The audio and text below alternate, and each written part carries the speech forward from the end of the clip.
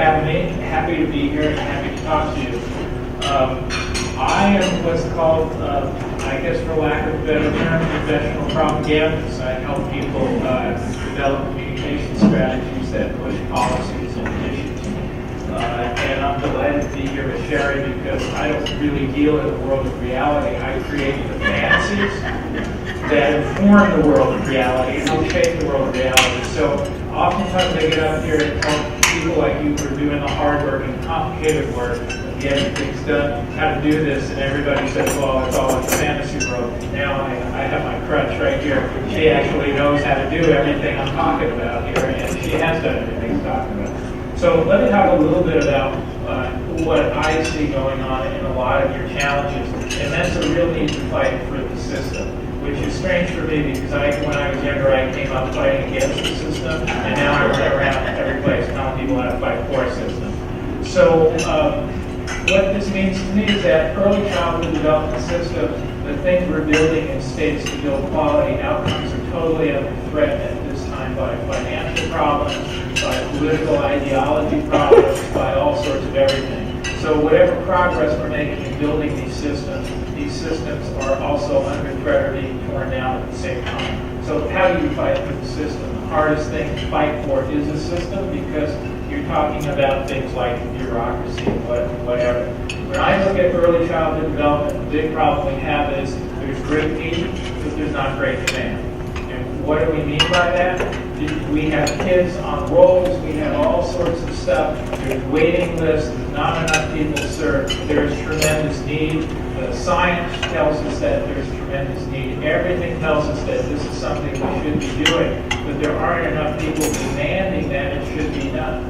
And the not enough people who are demanding that this should be done are not just conservatives and not just Tea Party people, but people who should be the friend of progress and social mobility and equality. They are not out there demanding, and also the communities that we serve are not demanding this. And that presents a problem because the construct of how to get any kind of social change done is to work policy, to work politics, and to work populism. So I have that up there 3 times, but there's actually innumerable combinations of what this is. And what this means is that the best possible politics, the best possible policies are dictated by the best possible politics. The best possible politics are dictated by the context of support within communities, within states, so that you can have a great policy, you can have all the great science in the world, but a politician isn't going to move unless they get some kind of credit for it, unless it helps them get reelected, unless it helps them raise money, or it improves their legacy and standing. So if you're not working in all those 3 things, you don't have a full communication strategy. Now, some of you are advocates and some of you are state agencies, but your advocates really need to be nailing down this context. And if they aren't, and you aren't strong in all those places, you're going to get run over because politicians have $5 and 5,000 things that people want them to do. They're going to prioritize where those dollars come from, and that's going to come from demand, not from need. So what that means is that your chatter has to be as strong as your matter, right? You're all out there developing these systems, and they're very technical and this and that, but you don't have anybody demanding that they have those kinds of systems. They don't even know what those systems are. So we're talking about these very complicated things, and we're building them up, but there's real no market demand for it. People, you're developing the iPod for people who are back listening to their, just happy to have an 8-track stereo. They don't, you have to move them up the ladder in terms of demand. The other thing is that we're talking about complex systems, and they have to be sold as simple solutions with great intrinsic value for all stakeholders. What does that mean? When I go out and people they talk to me about QRIS, and I hate that name, don't abbreviate anything because you got to know that everything that's abbreviated is something that kills you. The IRS, CIA, DMV, stop abbreviating. The other thing is that there's these 2 words in there called quality, right? Quality. quality rating. You're losing that whole argument about quality. The other thing is, as you go out and talk about it, Steve Jobs could not sell one of these suckers or get AT&T or Verizon to sell this thing subsidized for $4.99 if he explained that, I'm going to sell you something really complicated. Let me talk to you about how we do the circuit boards and make everything really small and how John Ivey comes in and does this, and I need all sorts of money to do that. No, what he says is, I got this outrageous thing that's going to make your life easier and better in one simple shot. That's what I'm talking about here. What does early childhood development do for people who are concerned about social justice, for people who are concerned about upward mobility, for people who are concerned about reducing social costs, for people who are concerned about reducing taxes, and for people who are concerned about raising stronger families, either on the liberal side or the conservative side? Just sell your system as a solution for that. Don't talk about how complicated it is. Sell them the honey, the outcomes, before you pass them for the money. And you'll be a lot better off. The other thing is that you have to build what we call the context box or the advocacy box. And what this means is that in the middle is an elected official. I guess I should put a woman in there too. But you get a binder.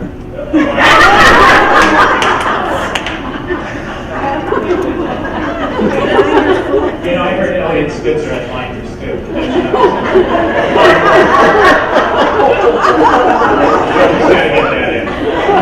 He called Mitt Romney immediately after that. We have so much in common. Here's what it is. Right now, we kind of have this grass tops, right? We go in and we call on a few people we know to go in and bend somebody's ear, whether it's a local or whatever, they bend somebody's ear, and they're usually on the left, right? What happens is the elected official says, well, I really want to do that for you, but there's no support for it in my district. So he runs out the bottom. There's no grassroots. So then you put the grassroots in, and your grassroots is on the left, and he runs out the right side because he says, my business leaders don't want taxes and they don't want to do this, so I can't go there. Or he runs out the left side and says, my social justice groups are just asking for K-12 education funding. They don't really care about them, so I can't do anything. What you have to do is build this box. You have to be on the left and the right. You have to be on the top and the bottom. And you have to actually asset map around that individual to figure out where his pressure points are on the top, on the bottom, on the left, and on the right. Who listens to him? Who gives him money? Who influences him? Go after those people who create the box. When you create the box for that person, you create the box inside the community, and you create permanent demand so that no matter who comes into office, they're inside that box.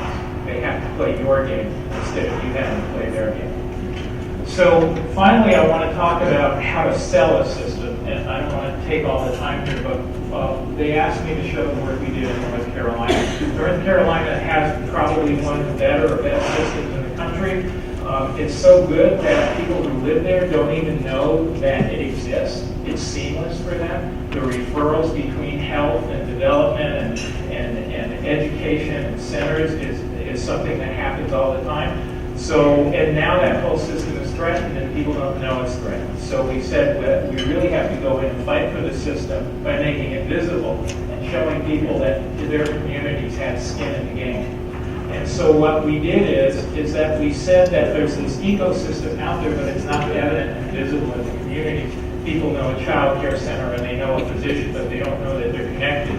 So we said the participants really should carry a common visual ID under this idea of what the system does for people. So our solution was to come up with a campaign called Raising North Carolina and to directly tie it to economic development and real things, real assets that were happening in the community. So our tagline is helping families grow children stronger from cradle to classroom, career, and community. So we're talking about the whole outputs, we're talking about individual gains and community gains, and we're also linking it to economic development. Then what we did is we developed a logo. And this logo with the two kids about Raising North Carolina is then put into merchandising materials that's put on every provider's window. So we're going out now and organizing all the providers to show that they're a part of Raising North Carolina And then in addition to that, we have materials that they can hand out in their offices talking about how they're part of the system. We help economic development starts with early childhood development. We are the people who help do this in your communities. You don't know we're linked. We are linked. We are part of the system. We're really important. Eventually, what's going to happen is we're going to get the business community. Right now, we're signing up providers. We're going to start a whole campaign of supporters of Raising North Carolina, so that people are going to self-identify that they that they appreciate the system and really want to be a part of it. So, and we have a website that's up that basically explains why the system needs to be visible, why providers should go and join, and then also explains the importance of early childhood development. At the same time, Tracy Zimmerman from Smart Start has a program called The First 2,000 Days, and that's a whole program on why early childhood development is important. We've taken these two communications campaigns and put them together, basically public education and public visibility. So that's one way in which you can fight for the system. So with that, I'm going to turn it over to Sharon. Here. Is your intention to keep this going forever?